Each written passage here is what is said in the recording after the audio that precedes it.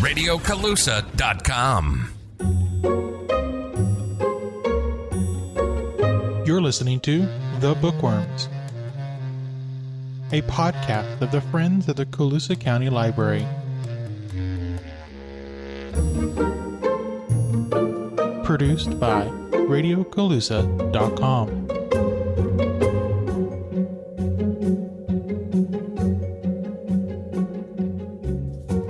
And on the inaugural episode of the Bookworms podcast, we have Stacy Costello from the Colusa County Library. She is the county librarian. Thank you for coming on, and you're here to talk about some of the great events that you have going on over the summer and some of the activities that you'll be doing out at Founders Day. So what do you have planned for the Founders Day? For Founders Day, it actually falls on what we call Sensational Saturday. Ooh. So on the third weekend of the month for the past several years, we have hosted a sensory play day for kids. But with COVID, of course, we had to adapt. And so that has become grab and go kits that the kids can take home and do sensory play type things. Okay. And so we have created a ton of bags and book giveaways for people to take with them as a goodie bag to remind them of what the library is doing and will be doing again in the future, hopefully sooner than later. Oh, that sounds cool. So in these goodie bags, you said there's like books, and what other kind of stuff is there?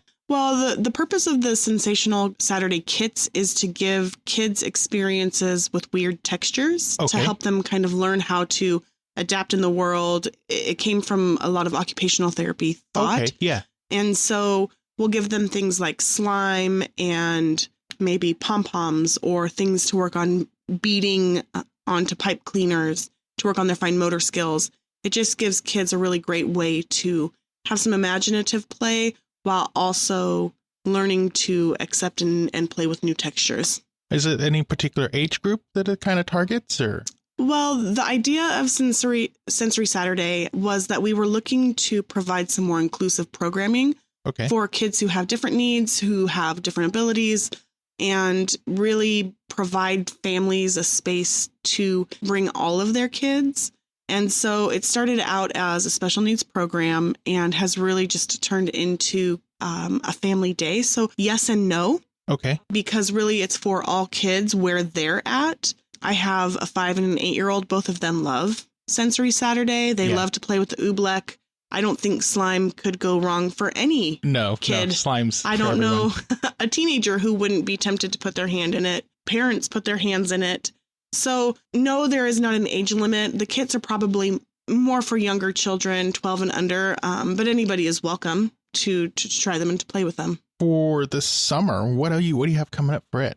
So we are currently, actually today, we started our annual summer reading program. We have 3 this year at all of our 7 branches. We are going to be doing one that is called Little Rainbows, which is 0 to 5.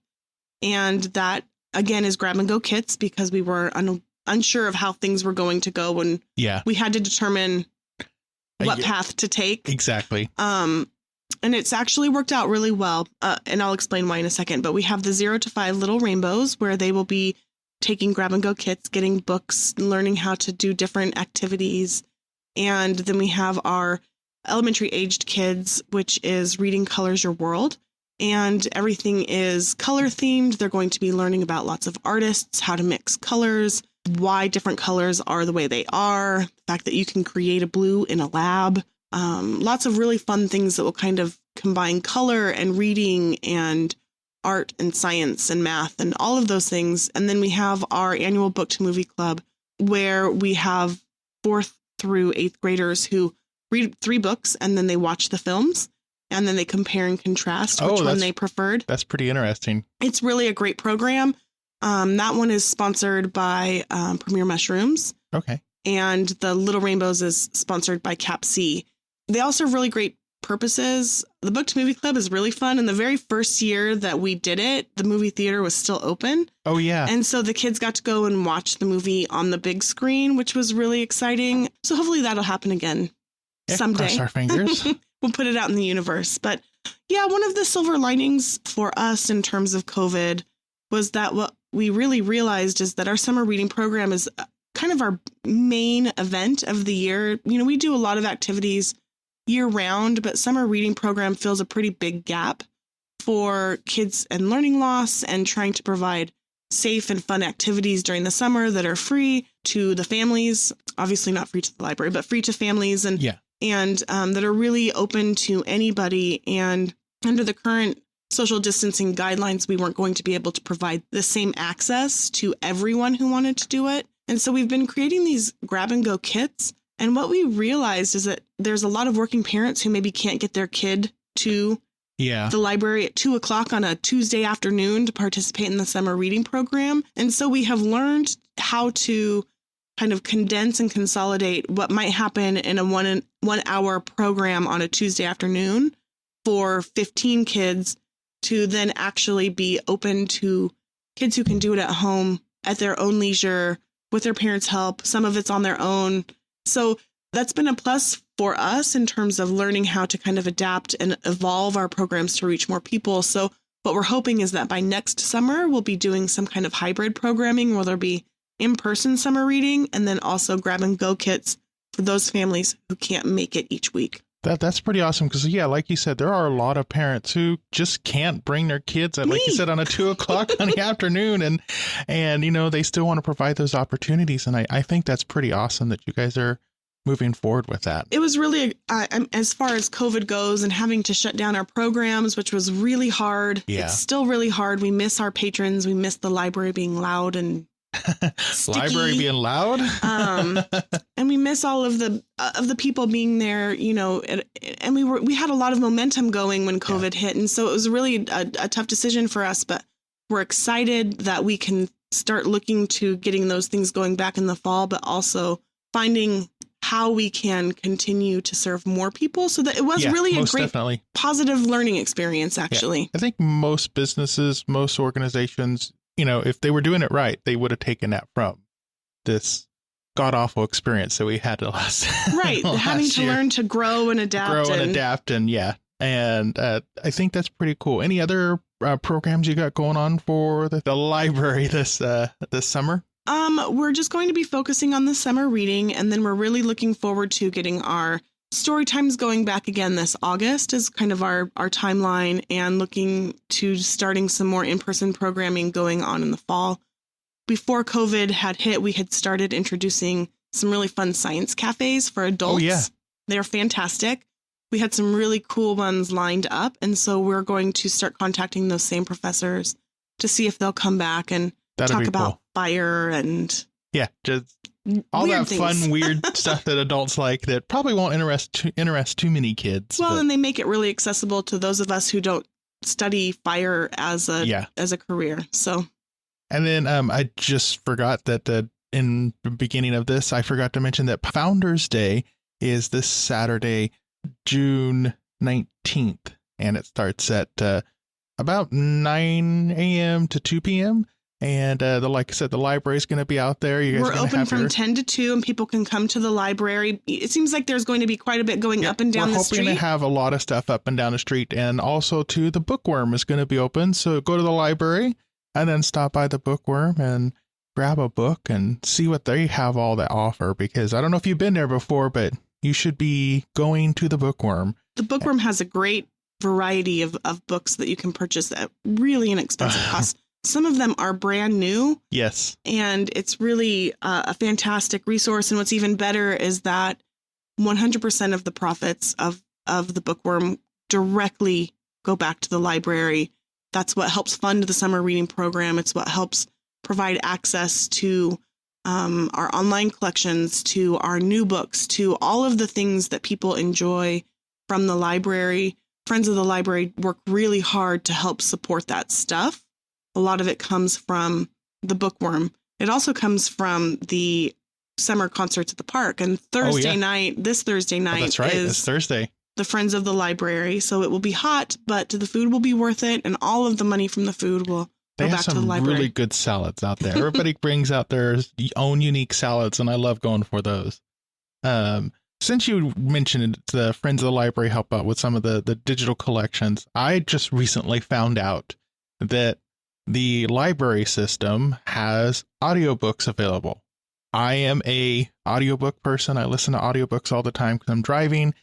music just isn't the same. Can listen to talk radio only so much sometimes. And sometimes it's just great to put on audiobook while I'm out delivering papers or whatever it is that I'm doing. And I belong to a subscription service and cancel it. It's one of those things. It's like you get a book and then it's not a book you like, or the reader who's reading it just isn't the best. And you dump it and it's like, wow, that cost me $15. Where if it was a book, it'd be like, okay, well, you can now donate it and it can live its life on. This, you can't. And I was listening to another podcast and they mentioned about the Libby app, and I downloaded it and I went to start putting it in, and well, I'll be darned, I couldn't log in. And I guess my library card expired because it's been a while since I checked out a physical book from the library, and Stacey helped me out with getting that set up. So how does someone go about getting on these apps? Because you also have another app that you introduced me to.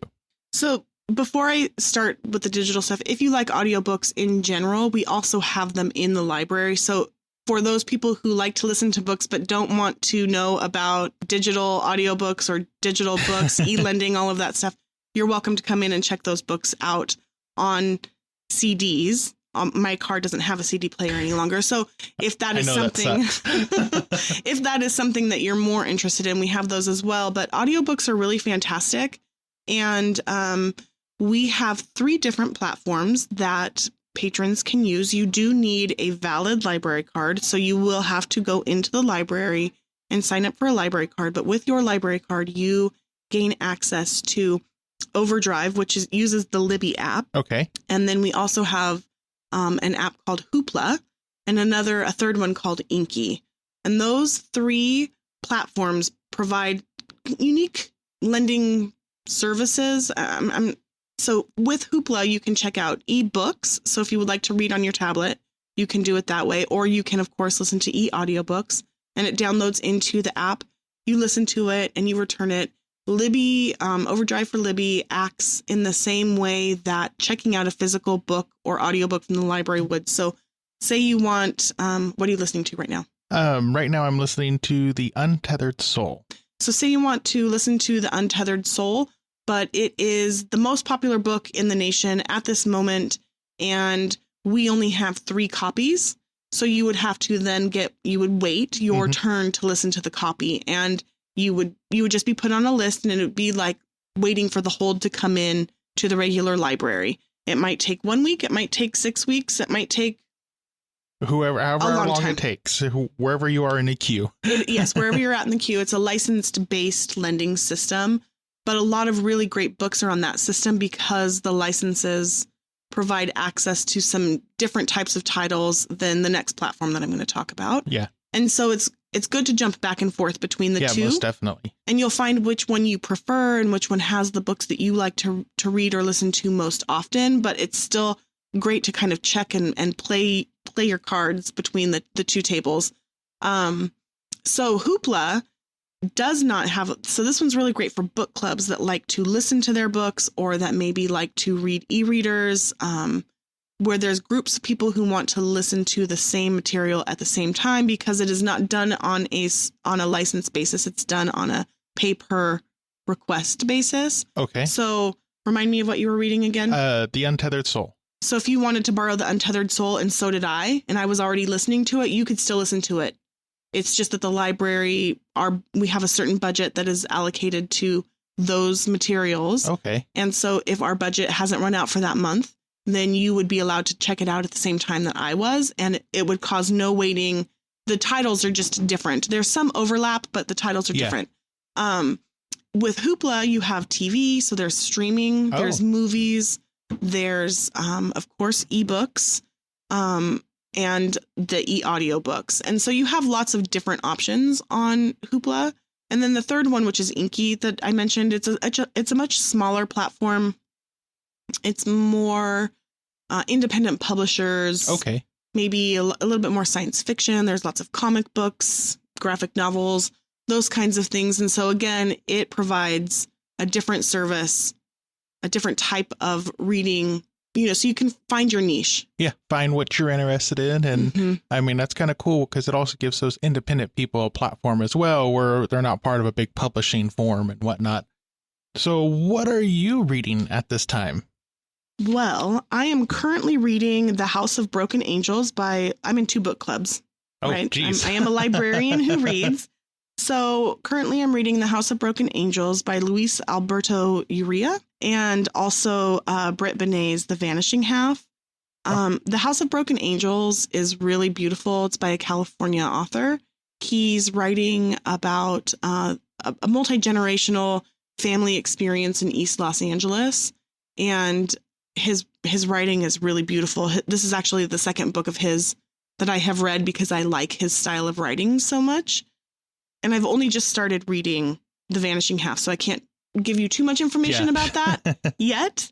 But the last book that I loved, that I read, that I really, really loved, was by Reina Grande. It's called The Distance Between Us, and it's her autobiography. Oh. And it's about her experience as a little girl living in Mexico. Her parents crossed the border, and kind of talking about living in 2 different worlds and then coming here, and how her experience as a little girl growing up in California as an immigrant. It's just really a beautiful book. I would like to be friends with her, actually. And I read it right after I had read Into the Beautiful North by Luis Alberto Urrea. That's the first book of his that I read. And his is a fictional account of this group of young women who want to bring men back home to their village to protect them. It's really great. You should read them together, and they pair really beautifully, and it would be some great summer reading. I'll have to add to my reading list. They gave me a different perspective in terms of what I thought California was, what I thought about the immigrant experience. They're just really beautiful reads. Yeah. Important books, but that also happen to be easy to read and fun to read. The book that we mentioned earlier that I'm reading is The Untethered Soul, The Journey Beyond Yourself. It was actually a longer title. I don't want to call it a self-help book. It's kind of one of those weird kind of vibey books, I guess you can call it. But one thing I like about it is that it's talking about your inner peace and serenity. You know, in our daily lives, we're so busy, so stressed out that, you know, sometimes you find that little voice that's inside your head just won't shut up. It just keeps talking. And it says all kinds of things. It can be very negative. It could be reminding you about things. And it's just always talking. And we think that that's our inner voice.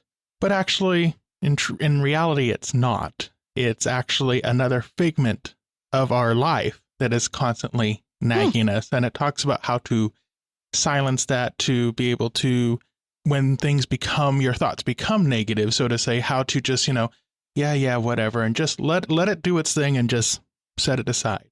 And one of the cool things is I know this sounds kind of crazy, but it talks about is you name that voice. And so that way, instead of, you know, you're telling yourself, oh, just shut up, just be quiet when you're trying to go to sleep.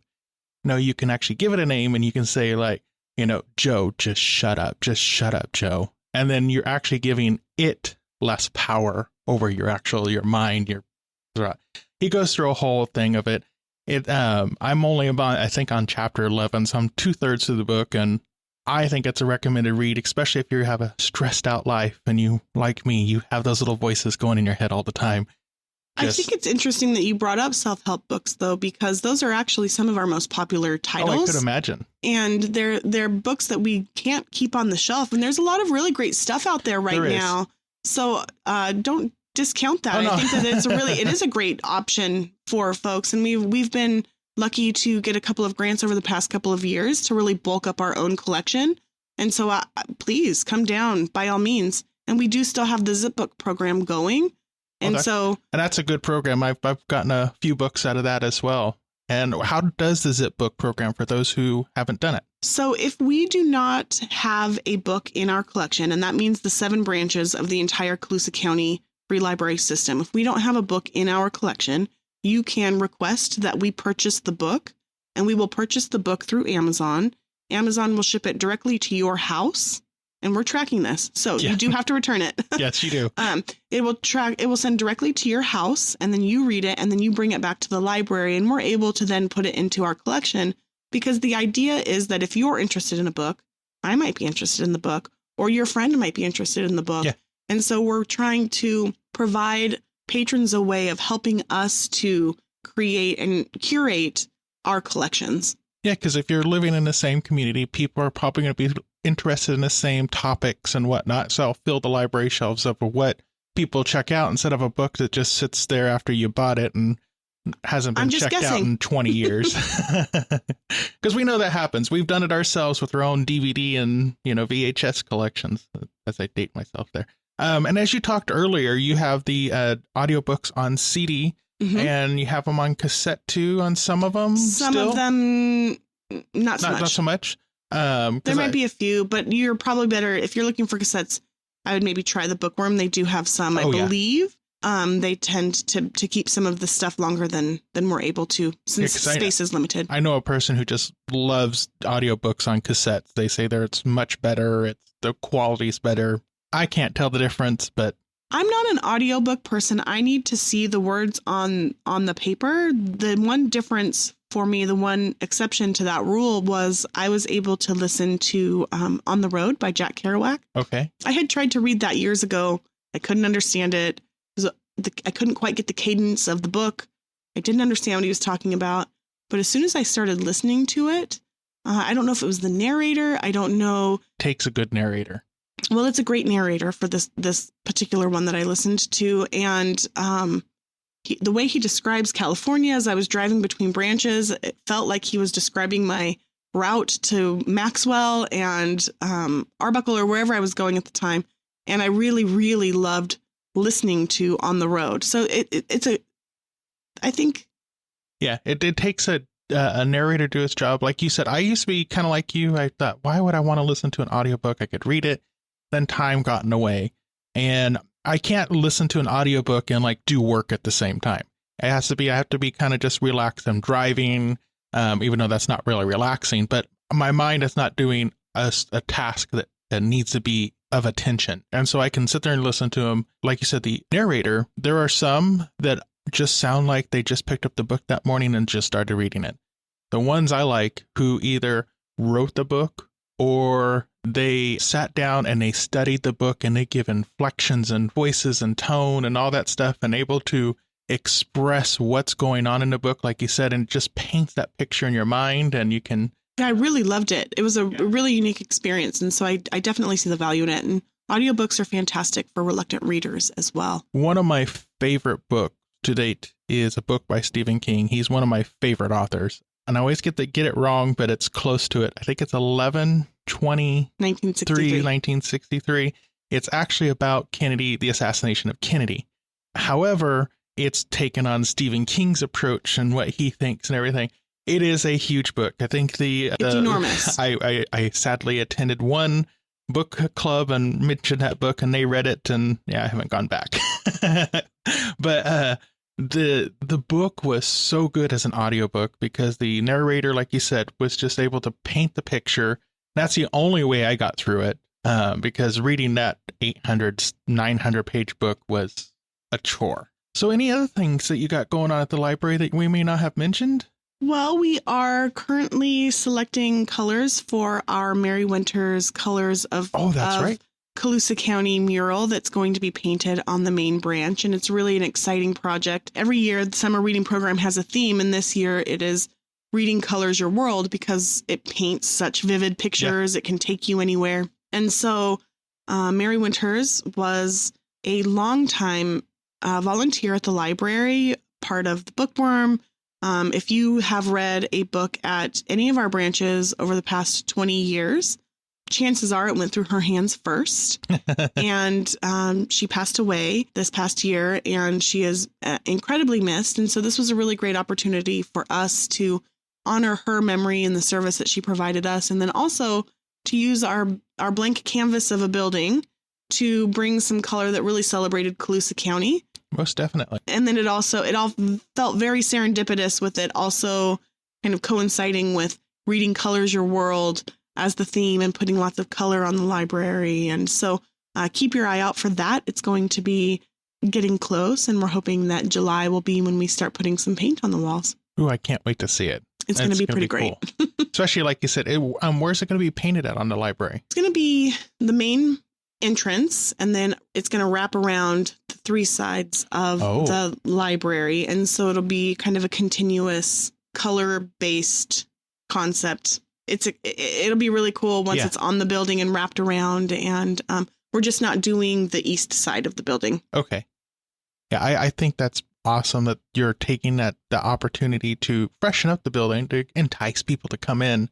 I'm a big library person. I love supporting the library in any way I can. Fun fact, Lloyd was a volunteer in Arbuckle. Yes. When I was in 8th grade, actually, I would visit the library every day after school because that was the only place that had a computer. We didn't have a computer at home and didn't have internet, and the library had one computer with dial-up. Yes, it's 1999. And got to learn the library system. I worked with 2 really good librarians.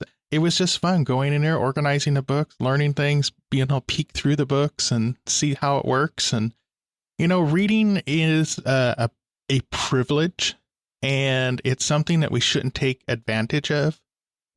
So we should dive into books and really support our library systems because it really helps, grow our society. So anytime you can get involved with the library, if that's taking your kids down for one of these summer programs, stopping in the Bookworm, they have a variety of books. It's not just, dumped old books from, someone's archive or old library or home library. They have a ton of stuff. There's some treasures that you could find in there, magazines, children's books, audiobooks. They even have some little knickknacks and stuff odds and ends that they have for sale. So go check it out. It's located on Market Street in Colusa, just next door to the Pioneer Review office. We'll soon have an episode where we'll have the Friends of the Library on and hopefully the volunteers there at the Bookworm to talk about what it is that they do. And they are dedicated and wonderful, and we're thankful for their work. Very much so. Stacy, thank you so much for coming on the inaugural episode of the Bookworms podcast, and we look forward to having you on. So anytime you got something coming up, let us know, and we'll help share that information. Just come to the library. We're in all of the 7 towns throughout the county with various hours, and we'll be happy to help you in the best way we can. Yep. You can find the hours on the County of Colusa's website. And if not, stop by your local library and check them out and see if they're open. If not, stop by another day. All right. Thank you so much, Stacey, for coming on, and keep reading.